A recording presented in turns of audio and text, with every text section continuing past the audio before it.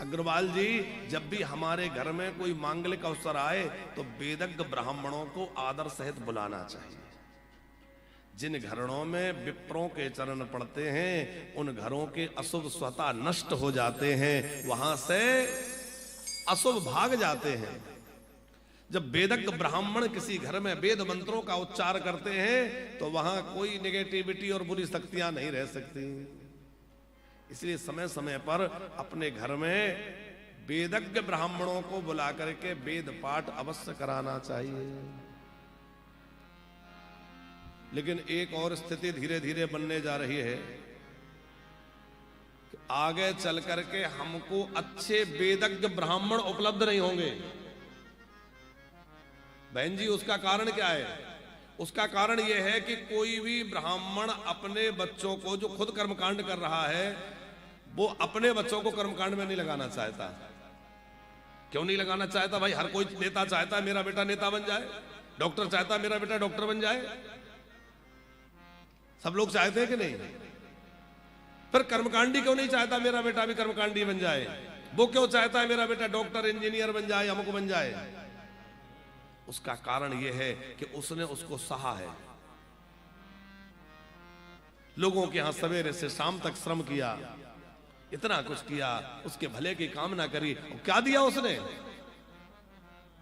थोड़ी सी दक्षिणा मांग, अरे बोरे पंडित जी लूट रहे हो, इतना लगता है क्या?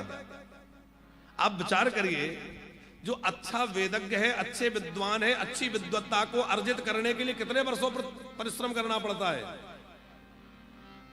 कम से कम 10-12 वर्ष की पढ़ाई है, तब कोई बढ़िया विद्वान बनता है। अब 10-12 वर्ष उन्होंने परिश्रम किया, उसके बाद वह विद्वान आपके कल्याण के लिए आपके घर में आए और आपके मंगल की कामना लेकर के वेद मंत्रों का उच्चारण कर रहे हैं, कोई अनुष्ठान कर रहे हैं, जप कर रहे हैं, घर में बच्चे प्रतीक्षा कर रहे हैं, चलो पिताजी गए कुछ लेकर आएंगे, फीस भर जाएगी, घर का राशन होगा, होगा, कुछ ना कुछ उनका योजना बन रही है कि नहीं? आपने बहुत थोड़ा सा देकर भेज दिया तो क्या हुआ? पूरे घर में निराशा।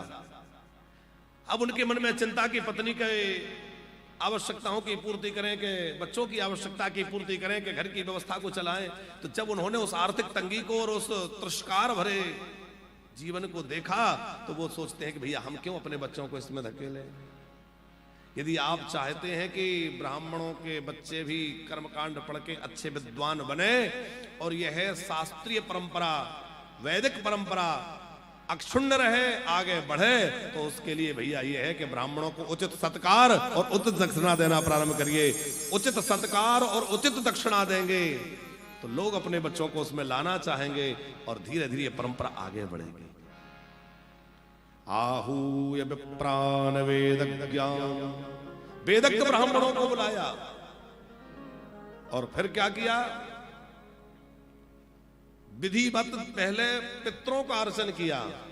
पूजयामास विधि पितृदेवार्चनम तथा, पहले पितरों का पूजन किया, फिर देवताओं का अर्चन किया। अग्रवाल जी, घर में कोई उत्सव हो तो पितरों को नहीं भूलना चाहिए। पहले पितरों का पूजन अवश्य करें, फिर देवताओं का पूजन करें। और नंद बाबा ने फिर गायों को सजाया। धेनूनां नियुते प्रादात् विप्रेभ्यः समलंकृते शुद्ध्यन्ति सप्तरत्नौघा सात्विकं वराव्रता।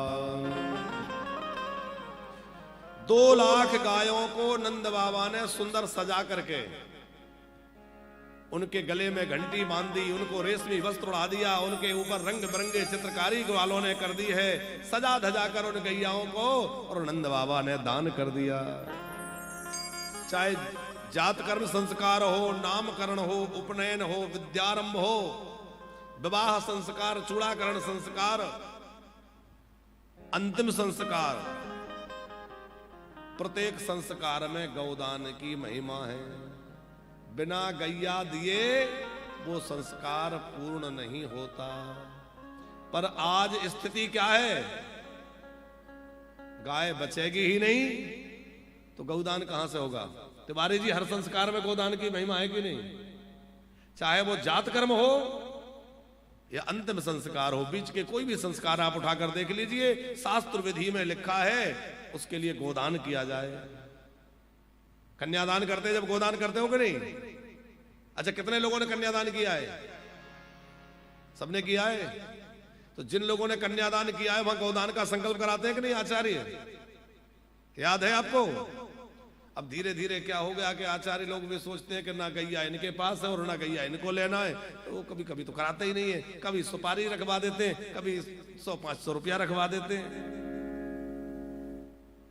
पर भैया, गाय की पूजा और गोदान की महिमा शास्त्रों में संस्कार की सिद्धि के लिए कही गई है। और अब तो संस्कारों का भी ऐसा क्षरण हुआ है कि संस्कार के नाम पे कितने संस्कार रह गए? 16 संस्कार तो हमारे शास्त्रों में कहे गए हैं, और भी संस्कार कहे गए हैं, पर मुख्य रूप से 16 हैं। अब 16 में 2 ही बचे। कौन कौन से बचे सिन्हा जी? विवाह संस्कार और अंतिम संस्कार, और वो भी नाम मात्र के बचे। नंद बाबा खूब सजा धजा के गैयों का दान कर